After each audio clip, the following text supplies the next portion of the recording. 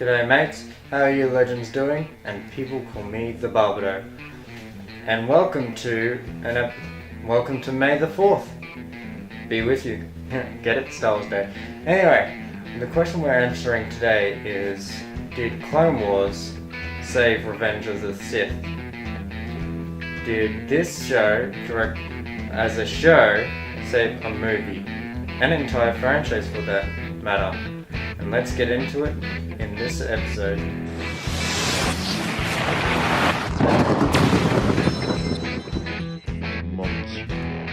First, I must say that the way Clone Wars intertwines itself with Revenge of the Sith is just brilliant, as not only catches us up to where we are in the timeline, but also gives us a new perspective to things.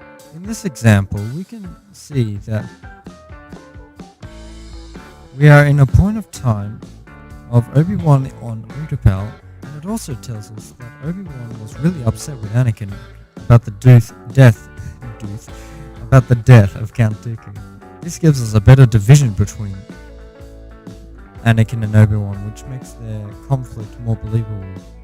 There are a small number of firefights still happening in Sector 11, but for the most part, your clones have been as effective as promised. Still, without Maul in custody, this could all fall apart quickly. We must capture him before he escapes. He mentioned a name, Darth Sidious. Who is this, Sidious?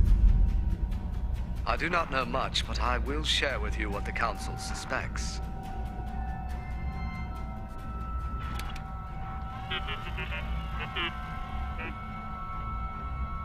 Darth Sidious is the Sith Lord who orchestrated the Clone Wars and played both sides of it from the beginning.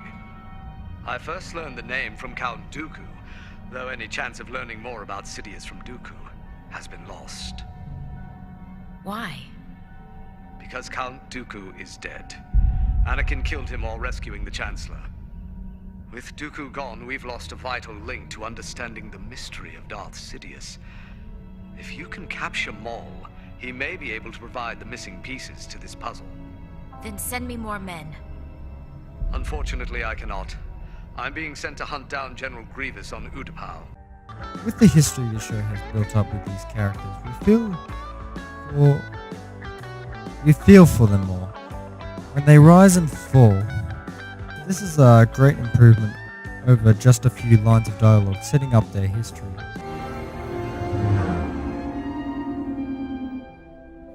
You seem a little on edge. Not at all. I haven't felt you this tense since we fell into that nest of gundarks. You fell into that nightmare, Master, and I rescued you, remember? Oh, yes.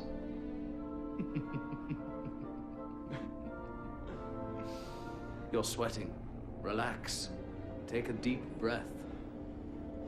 I haven't seen her in 10 years, Master. Their history. Unfortunately, it's the difference in quality that doesn't help with the overall story from lines like this. So what do we do? Find our way to the shuttle? There are too many. Besides, I don't want to hurt them.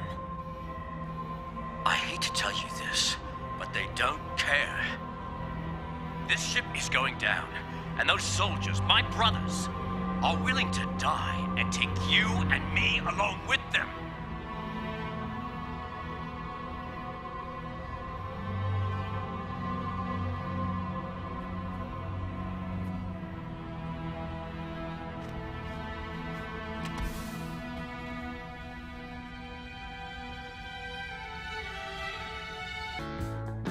To go to lines like this. Stop! Stop now! Come back! I love you! Liar! No! You're with him! You brought him here to kill me! No! Let her go, Anakin! Anakin. Let her go!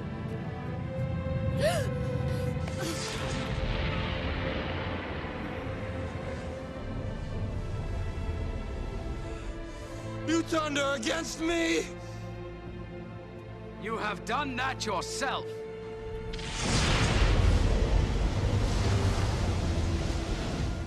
not take her from me! Your anger and your lust for power have already done that. You have allowed this Dark Lord to twist your mind until now you have become the very thing you swore to destroy. Don't lecture me, Obi-Wan. I see through the lies of the Jedi. I do not fear the dark side as you do. I have brought peace, freedom, justice, and security to my new empire. Your new empire? Don't make me kill you.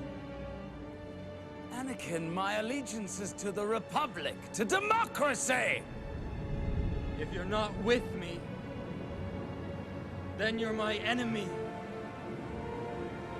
Only a Sith deals in absolutes. I will do what I must. You will try. Makes it quite hard to think these two are connected. It's like having a puzzle with two great halves, and some bits falling just right into place, while in between them, there are just pieces that don't go at all, making for an unfinished puzzle. In the end, does the Clone Wars fix Revenge of the Sith, or should Clone Wars ended before the events of Episode 3? After having a poor 4-episode arc that you can really easily skip, really does. Repetitive prison capture much? Anyway, the Siege of Mandalore is definitely a nice change of pace, but it is definitely shocking when you hear Obi-Wan say that they must go rescue the Chancellor. It's like a slap in the face of, yeah, the end is coming, which makes me think if we could have fit one more arc with Obi-Wan and Anakin, really solidifying their brotherhood, making their bond a lot stronger. It would have made the tragedy of the fall of Anakin's a lot more solid. As we see in his facial expressions what he feels about Ahsoka leaving the Order, but we don't get him talking about it. But it is what it is. I must say that I like that Ahsoka is trying to talk to him. What if they had one last meeting? It could have stopped Anakin from going to the dark side. Just something fun to think about. Now, the benefits of watching Revenge of the Sith before the end of the Clone Wars is when you get up to the event of Order 66, you feel the dread. It's something that Revenge of the Sith helps the Clone Wars go. The last connection to it being the ending, so I'm just going to say it now, spoilers. Hard-hitting spoilers. To those that stayed, I salute you. Anyway, with Darth Vader walks up to the Pentagon, is it to me, or does Darth Vader threatening him than he ever did in Rebels? Anyway, with him picking up a blue lightsaber, is it my interpretation that when he activated him believing that Ahsoka was dead, was the last shard of Anakin and Darth Vader that died right there. All bits of his past are now gone until his son comes and reminds him of the great man he was. But that moment was the end of Anakin Skywalker, and in turn, the end of the Clone Wars. With the history that the Clone Wars had built up with these characters, we are more bonded to them. When we watch the movies, I don't really care when Anakin turns into Darth Vader. I'm just like, that's his backstory. Cool. Glad I know that. When I see Anakin and finally seeing him as my heart sake, as one of my favorite characters is not just a shell of a man. It should make the movies better, right? Yes, with a no, with a but. Which is, if you can believe that the animated Anakin would be like the one in the movie, then yes, it does make it better. If you can't, then it just feels disjointed. My solution to this would be do a couple episodes that are the best bits of Revenge of the Sith. Do more with it, like some backstory, maybe behind the scenes of how it happened. Just go do something with it. Just show us these animated characters in the Revenge of the Sith. while also having the Mandalorian on. Maybe skip out those Ahsoka episodes beforehand. Then we would have had the best of both worlds. Now we have two different things at different qualities. The problem is the great difference of quality, not with the stories since they are the same, not with the effects because they are both great. No, the problem is the dialogue. One have tight and on-purpose lines, and the other wants to have meaning behind the lines, but the execution is blatantly horrible. So it makes it hard to connect these two with each other. One of these is not like the other. So when something great is made from a horrible mistake, it does make it a bit better. Because you see the greatness out of mistakes. Instead of focusing on the love story, we now focus on Anakin's battle with Obi in Order 66.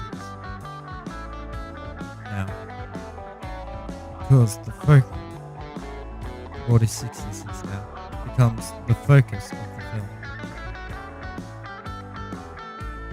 In the end, does this answer our question? Has the Clone Wars show improved Revenge of the Sith?